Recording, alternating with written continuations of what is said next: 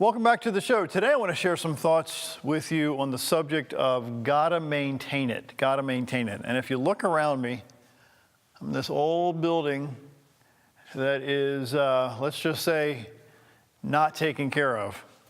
So you can see all the paint chipping off everything and stuff all over the floor.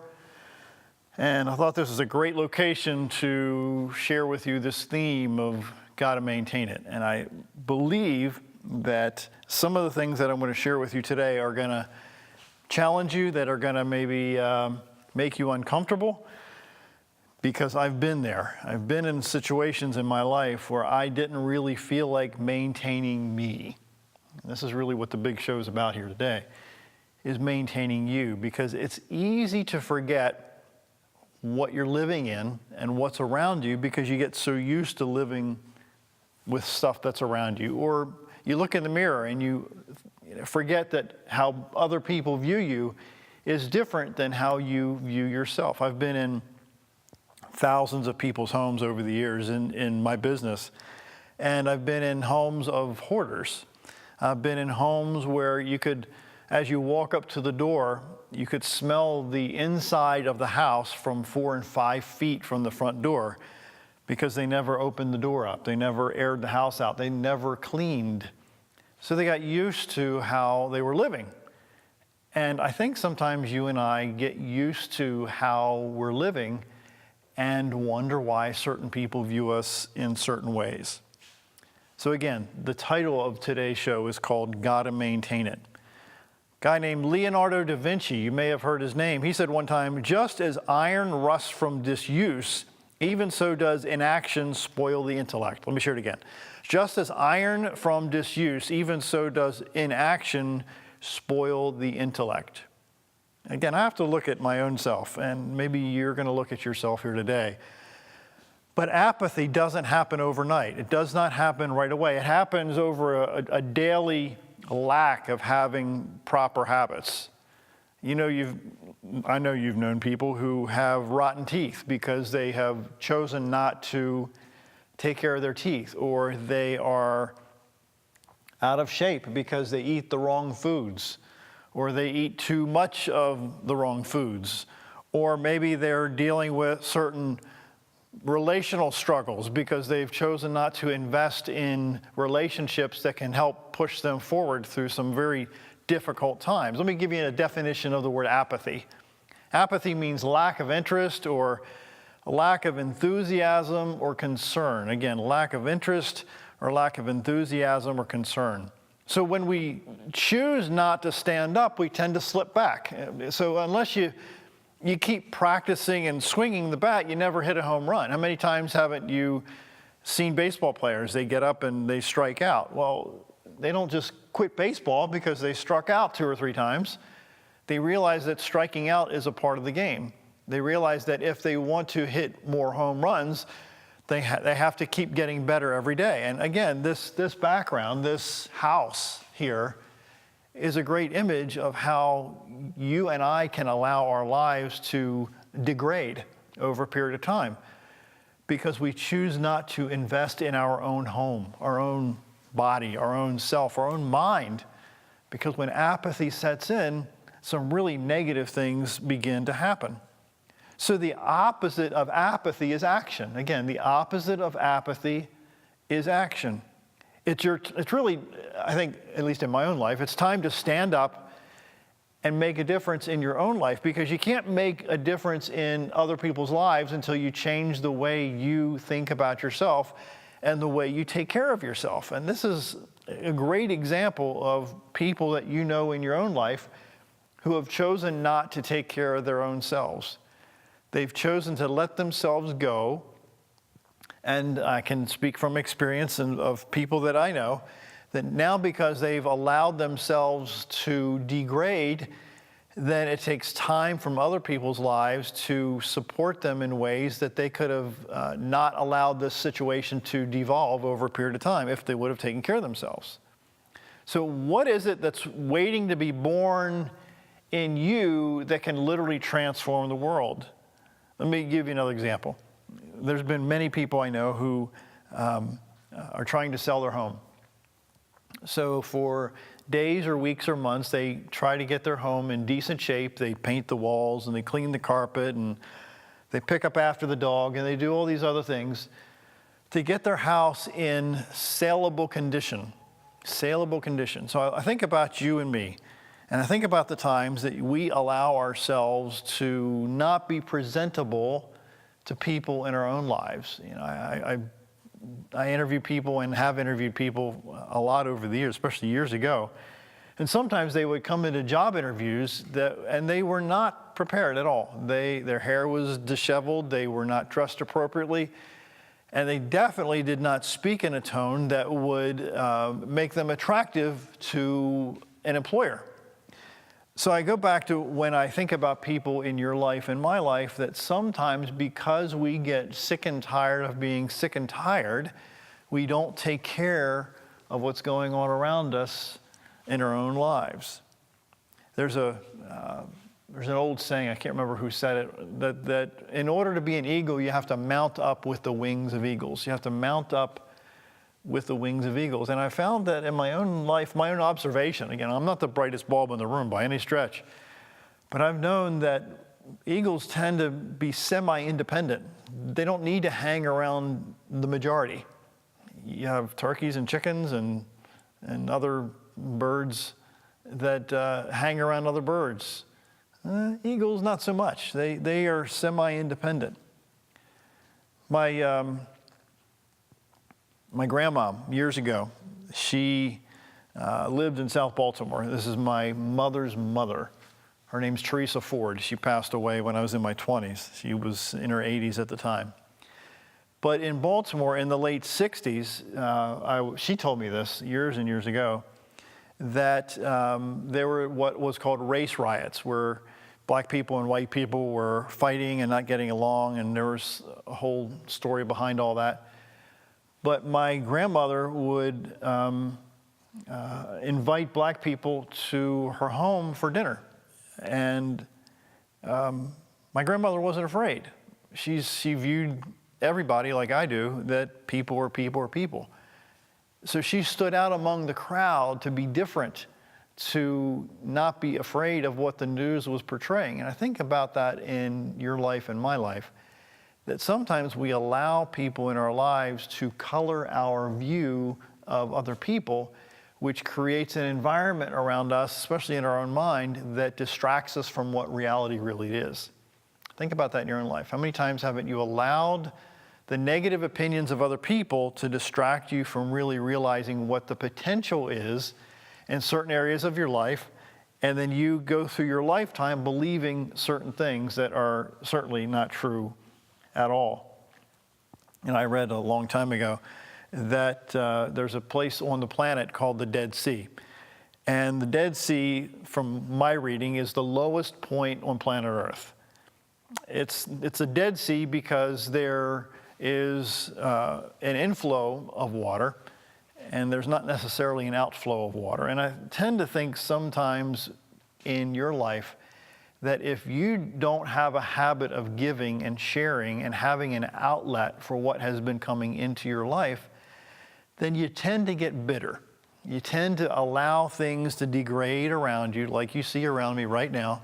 You get tired, you get irritated, you quit mentally. You say, what's the sense? Again, I've been in thousands of people's homes who, instead of taking, I can remember one house in South Baltimore, Maryland, that was in this part of town called Lakeland. And I'm not going to mention the person's name, but I walked in the house and it was a hoarder's house. So there was a path that led from the front door to their easy chair, and then from their easy chair to the television, and then the path from the front door to the back of the house where they prepared their meals. And I can remember seeing holes in the walls, and I don't know what caused the holes, but I do know that they put masking tape over the holes instead of filling the holes properly. And I wonder how many times you and I have gotten so apathetic about certain things in our lives. I've been there, I know you've been there, that you just choose not to maintain, that you choose not to fix it up and to do things the right way. I'm challenging you today, I hope, to not allow your surroundings to get to a point that it's beyond repair. I mean, I know I've been in quite a few houses. I was in a house in Baltimore, Maryland one time. I knocked on the door, and somebody answered the door, and I walked in, and if I'm lying, may lightning strike me right now, but I walked in and I looked to my left, and there was a hole in the floor that was probably 5 or 6 feet by 4 feet wide. So you could see literally into the basement of this house in this hole in this wooden floor in the family room that had not been repaired for, I have no idea how many years, but the person just never paid attention to it. I've been in houses where I'd be sitting on the sofa, on the edge of the sofa, because I looked on the sofa and it was pretty filthy, and fleas and roaches and bugs would just scatter. The point I'm trying to make is that if you don't maintain things properly in your life, then this is going to happen. And maybe you can't see it because you've been living in it for so long, but I guarantee you that other people see it, and then they are pushed away from you because of your apathetic nature and my apathetic nature. And it drives some people crazy. Apathy cost the lives of millions of people during World War II. People, in fact, in the United States of America, as you know history, if you read history, that there have been people that did not choose to enter the World War because it didn't impact their lives directly. I think you reach a point in your life where you have to realize that if you don't change, then nobody's going to change for you. There's a guy, I can't pronounce his name, but he said during the World War II, he said, first they came for the communists. First they came for the communists, and I didn't speak out because I wasn't a communist. Then they came for the trade unionists, and I didn't speak out because I wasn't a trade unionist. Then they came for the Jews, and I didn't speak out because I wasn't a Jew. Then they came for me, and there was no one left to speak out for me. Think about that a minute. If you don't speak up for other people, like I'm trying to do for you today, to remind you that maybe in your life you need to do some repairs, maybe you need to do some self-maintenance in your own mind, in your own home, in your own life, in your own relationships, that maybe it's going to reach a point where it's maybe beyond repair, and or the cost of repair is going to be so high that it's going to be beyond your ability to pay. That's kind of like why, I guess one of the reasons why I am consistently going to the gym.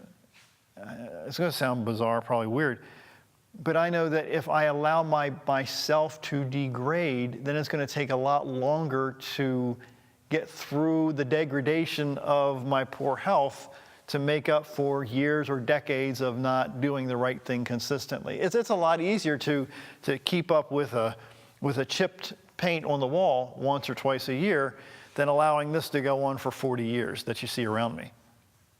What I'm asking you to do is to get past the point of apathy in your own life. Connie Podesta suggests in her book that you need to avoid negative or indifferent people when you can. Again, avoid negative or indifferent people when you can. In fact, this book is called 10 Ways to Stand Out from the Crowd. They make it hard to be creative and positive and hopeful to get you through some tough times. Again, you have to avoid hanging around with indifferent people.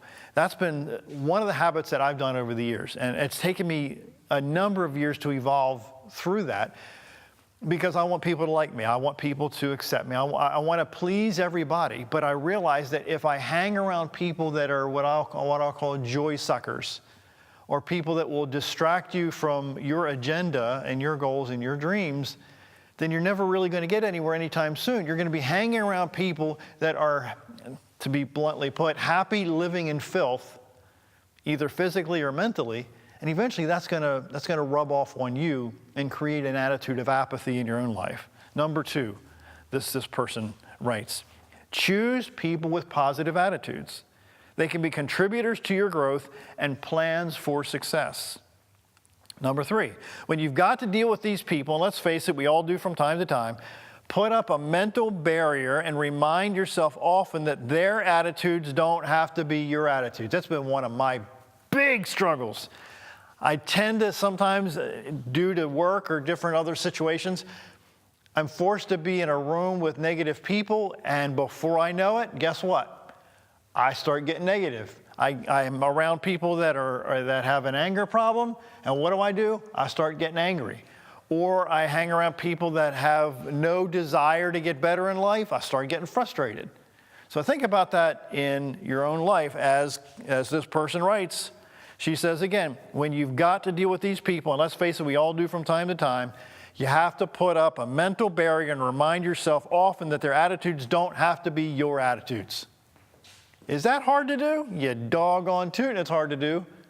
Because sometimes the old saying is birds of a feather flock together, and our minds will mirror people around us. If young people would understand that, oh my gosh, they would be way smarter than I was, and I wasn't very smart as a teenager for sure. They would be much farther in life if they would understand that when you choose to hang around the right kind of people, the attitudes of the right kind of people will impact the young people in a big way. Sometimes we are tempted to try to change these negative people. But I found in my own life that unless the negative people in your life want to change, generally speaking, they're not going to change. Let me expand that point a little bit more.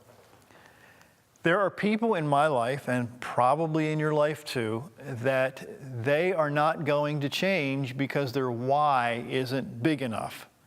Their desire, their willpower is not going to change because their why hasn't been presented in a way that they have no choice but to change. Think about the people that you've seen on TV.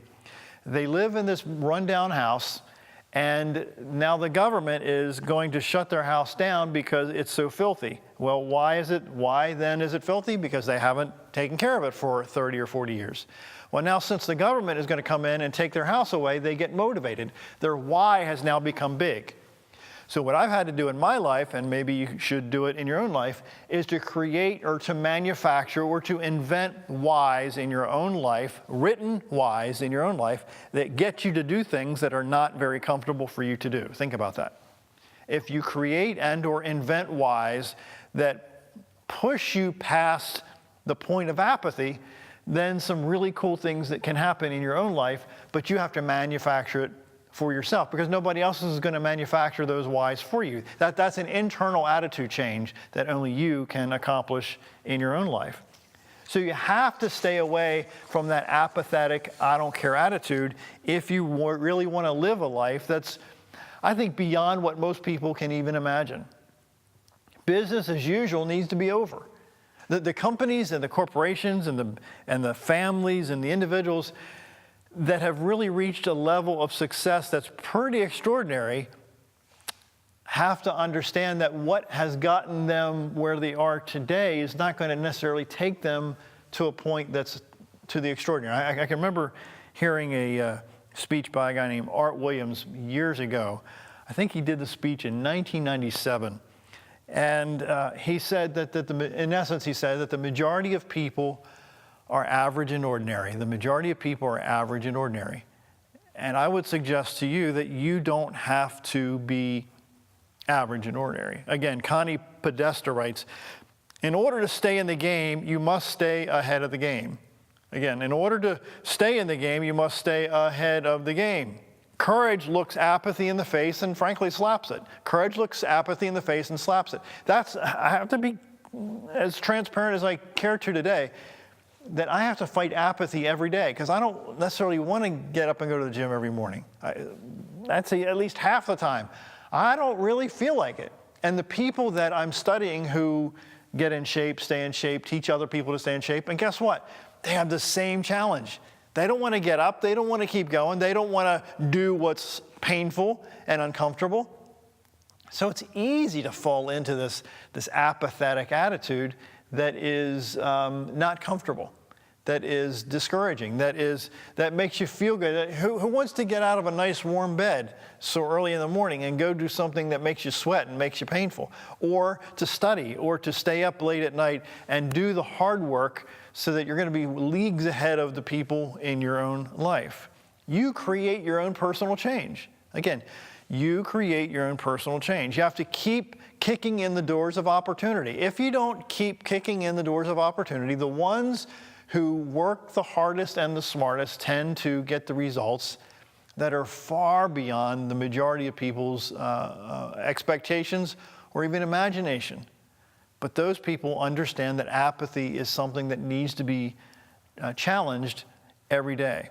If you look in the mirror and realize that you do have what it takes to really accomplish more than what you thought, so you have to stop setting back and waiting for the exact right moment to do things. I mean, that was one of my biggest misunderstandings.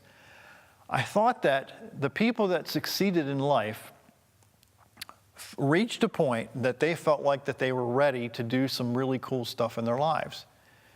When in reality, they never felt that they were ready to do some really cool things in their lives, but they embraced an opportunity, or they created an opportunity, frankly, that pushed them past the fear of the unknown. And the fear of the unknown, man, can be absolutely devastating. And it can stop you in your tracks. And then you look up in 30 and 40 years, and you look around you, and you realize you haven't done diddly squat in your own life, and now you've lived a life that is way less than your potential, and you have nobody to blame but the person in the mirror. The late Dale Carnegie gave several tips. Let me share a few of them. He said, you have to have a positive attitude. You have to have a positive attitude. He says you have to value your time. Successful people, he says, value their time. They're well prioritized and planned for the day. They fulfill their deadlines, and also they value the time of other people. Again, time, we all have 24 hours a day. We do. But the majority of people that you know, and the majority of people that I know, in fact, I've wasted more time than I care to share with you here today, that if you value your time, if you maximize your time, you can get so much done in a reasonable amount of time. Dale Carnegie goes on to say this: despite being high risk takers, successful people tend to be accountable for their actions, for their successes and their failures. They don't blame their environment or other people if a plan fails. Now stop and think about that a minute. Look around me right now in this room. Just take a second. If I lived in this building right here, in this structure, and you came to visit me in this place, who would you blame for how this place looks like? Well, let's pretend that I've lived here for 20 years. Who would you blame? Probably blame me, right? Well, look in the mirror and look at the person that's looking back at you, and step back from where you're living right now mentally and physically and emotionally, and whose fault is it right now? It's easy to blame your parents. It's easy to blame the environment. It's easy to blame coworkers. It's easy to blame your genes. It's easy to blame that maybe you were born on the wrong side of the tracks, or maybe you were born to the wrong family for that matter. But in reality, the person that's in control is you. Now, that's hard for me to even say, because I struggle with that every single day. Let me get back to Dale Carnegie. He says that creativity is the key to success. A creative mindset lets you see opportunities, new opportunities, and work toward them. He says that the people that achieve great things in life also communicate with people who know a little something about something, my paraphrase.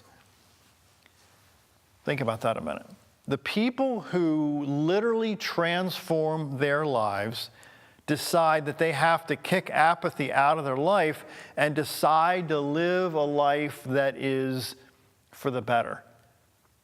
Mind you, I said that they decided to kick apathy out of their life, to do things that are always uncomfortable. Think about that a minute. The people that kick apathy out of their lives decide to do things that are uncomfortable every day in order to live a life that is extraordinary, that very few people decide to live. And again, I'll repeat what I said moments ago, that you think that people that are successful don't have issues, that don't have struggles, that they don't struggle with apathy. I'm telling you for a fact, that is not the case at all. If you read books about people who have achieved great things, you're going to see 100% of the time, okay, I'll be kind, 90% of the time, these people have struggles that they're constantly trying to overcome. So if they can overcome it, that means you can overcome it. That means I can overcome it if we place systems in our lives that will push us past the attitude of apathy. So I'm challenging you today, in the end of the show here, is to create an environment in your life where you don't have to live like this. Maybe not physically, maybe your house, your home doesn't look like this, but maybe your mind does, because you've allowed your mind to degrade over a period of years. You have not invested in it, you haven't maintained it, and now you're living a life that's less than what you could possibly live. I'm challenging you today to push apathy out of your life every single day, and you're going to live a life that you cannot imagine. My name is John Carver, and I appreciate you watching the show. We'll be back real soon. Thank you.